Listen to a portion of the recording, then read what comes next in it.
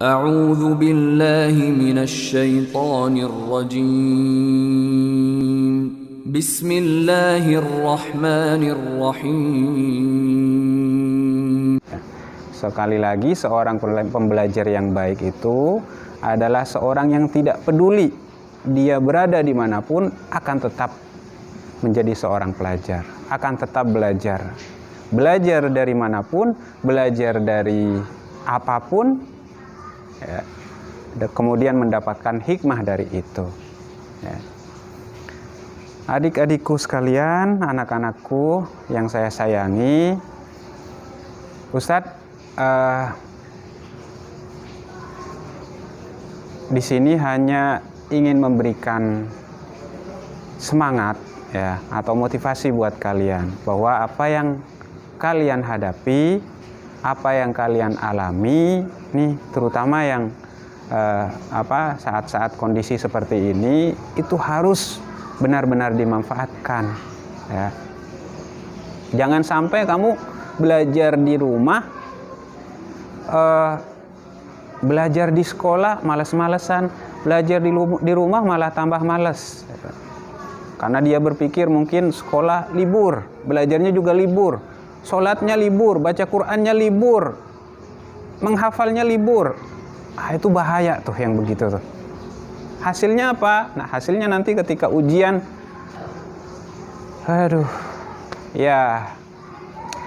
nanti ketika ujian kamu akan bingung mengisi soal. Ini mau ngisi apa ya? Akhirnya ditulis tuh, seharusnya itu bukan jawaban dan kurang baik kalau ditulis dalam soal. Nulisnya apa? Saya tidak tahu Ustadz. Jawablah soal nomor 5. Saya tidak tahu Ustadz. Itu tidak boleh tuh. Tidak boleh ada jawaban seperti itu.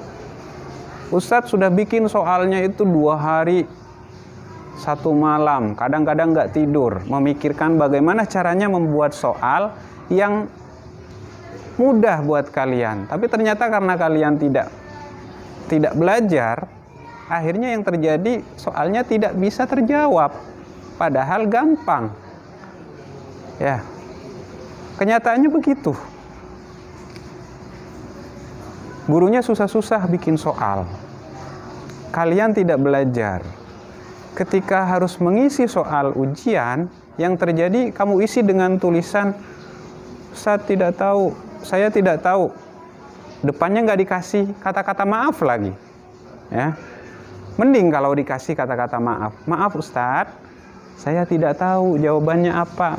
Mending kalau begitu. Ini malah ditulis, cuman dijawab, ditulis di situ saya tidak tahu.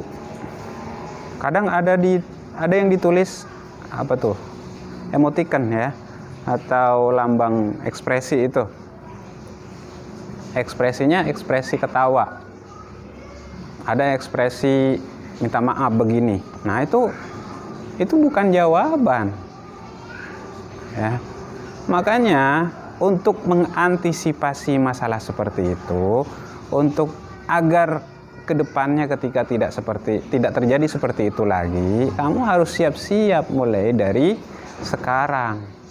Pembelajaran online pakai HP, pakai YouTube, pakai Zoom, itu harus dimanfaatkan dengan baik waktunya. Karena waktunya cuma dari jam 7 sampai jam 12. Hanya beberapa jam saja. Setelah itu selesai. Kamu tetap di rumah, kamu tetap santai. Kalau di sekolah mungkin tegang, kalau di rumah kan santai. Ya. Ada siswa yang setoran, Ustadz tahu, bukan tidak tahu, pasti tahu nih. Ya. Yang ngerasa aja. Ada yang setoran, dia mengakali ustadznya, ada. Ya. Dia kirim suaranya saja, ada. Ustadz minta kirim videonya, dia kirim suaranya. Ada yang begitu. Ya. Dia kirim videonya, ada juga, tapi di belakang HP-nya ditaruh Al-Quran, sehingga ketika menghafal, dia seperti membaca, dia melihat Al-Quran. Lancar bacanya. Hafal. Ya sudah, tidak apa-apalah. Ada yang begitu, ya, ada yang tidak jujur. Nah, ketidakjujuran walaupun hal sepele seperti itu nanti akan berakibat kepada hafalan kamu nanti, apalagi ketika disuruh setoran untuk ujian. Makanya belajar di rumah dengan baik, belajar di rumah dengan jujur. Nanti ketika kamu ujian, itu akan mudah untuk kamu sendiri. Manfaatkan waktunya dengan baik. Ya. Di rumah, manfaatkan waktunya dengan baik. Ya. Jangan sampai nggak mau belajar, jangan sampai nggak mau setoran. Ya. Karena kan lucu kalau kemudian nanti ada orang Islam yang tidak tahu bagaimana caranya membaca Al-Quran. Ya, ada tuh, banyak tuh. Ada orang Islam tidak bisa baca Quran. Aduh, kasihan itu. Khawatir nanti ada orang Islam, ya, udah tidak tahu baca Quran, tidak bisa sholat, tidak tahu bagaimana caranya wudhu, apalagi yang mau diharapkan, ya.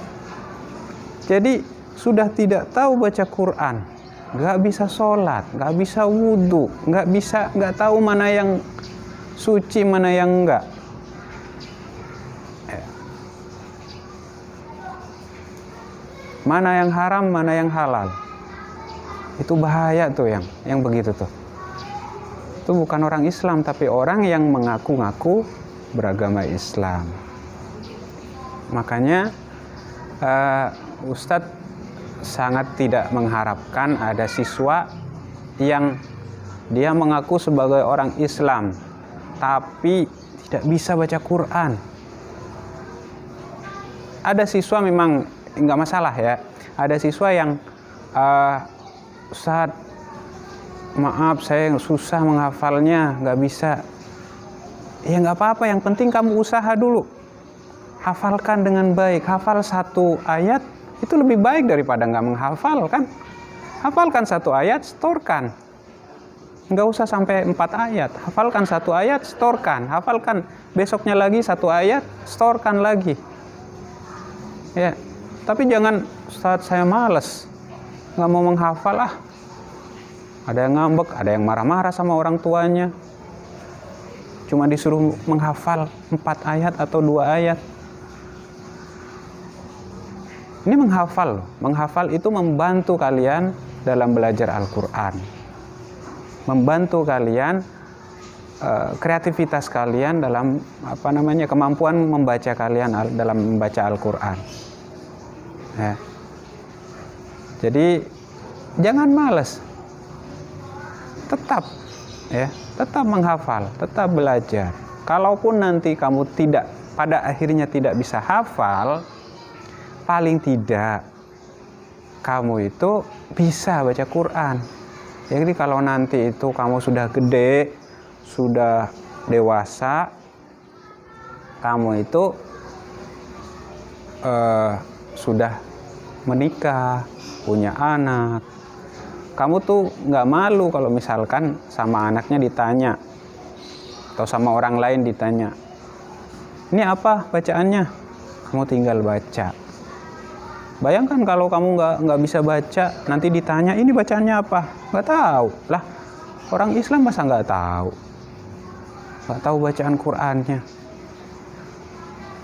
Jadi hal yang paling mendasar adalah bagaimana caranya kamu itu bisa membaca Al-Quran dengan baik, termasuk dengan kaidah-kaidah tajwidnya. Ya, jadi manfaatkan lagi. Sekali lagi Ustadz ulangi, ya, poinnya adalah pertama, manfaatkan lagi waktunya dengan baik. Jangan disia-siakan waktunya. Sudah dalam kondisi yang terbatas seperti ini, masih disia-siakan pula waktunya. Kan sayang, ya. Masa berapa tuh? Hampir 1/4 umur kamu dihabiskan untuk main-main. Bagaimana itu? 6 tahun dari kelas 1, mungkin lebih dari 6 tahun. Mungkin 7 tahun dari TK kamu waktunya dihabiskan untuk main terus. Hampir 1/4, ya, 1/4 waktu kamu itu, atau mungkin 1/4 waktu kamu itu habis untuk main-main. nggak ada hal yang berguna yang bisa kamu dapatkan. Ya. Maka ya, manfaatkan waktunya dengan baik. Dalam kondisi yang terbatas seperti ini, manfaatkan dengan baik. Ya. Berikutnya, jangan malas. Jadilah pembelajar sejati. Pelajari tetap. Ya. Karena kalau kamu tidak belajar, maka kamu tidak akan ada nilainya. Bukan cuma nilai rapot, tapi nilai hidup kamu. Nggak akan ada nilainya. Nggak akan ada yang bisa diharapkan dari diri kamu kalau kamu tidak belajar, tidak punya ilmu. Jadi apa nanti kalau misalkan kamu nggak mau belajar, kamu tetap begitu-begitu aja sampai gede. Jadi apa tuh namanya, orang yang suka duduk di pinggir jalan, pegang gitar, kerjaannya cuma ngamen doang kan? Kayak nggak ada gunanya dia. Tapi bukan berarti Ustadz mau mengatakan mereka itu sia-sia, enggak. Ya, cuma kalau kamu masih bisa menjadi orang yang lebih baik, kenapa tidak? Ya. Jadi sadari, gunakanlah waktu kamu dengan baik, belajar dengan baik, jadilah pembelajar yang baik. Baik, untuk apel tausiah kali ini Ustadz cukupkan sampai di sini. Mudah-mudahan di tengah suasana yang seperti ini kalian bisa mengambil hikmah dari musibah-musibah yang terjadi. Mudah-mudahan itu akan membuat kalian semakin semangat belajar, semakin semangat belajar mempelajari ilmu-ilmu agama, karena mempelajari ilmu agama itu lebih baik ya. Sebenarnya tidak ada ilmu agama, tidak ada ilmu umum, semuanya sama dalam Islam. Ilmu itu cuma satu, mau ilmu agama, mau ilmu umum, sama-sama harus dipelajari, harus dipelajari. Karena itu manfaatkan dengan waktunya dengan baik ya. Itu saja yang bisa Ustaz sampaikan. Kurang lebihnya Ustaz mohon maaf. Assalamualaikum warahmatullahi wabarakatuh.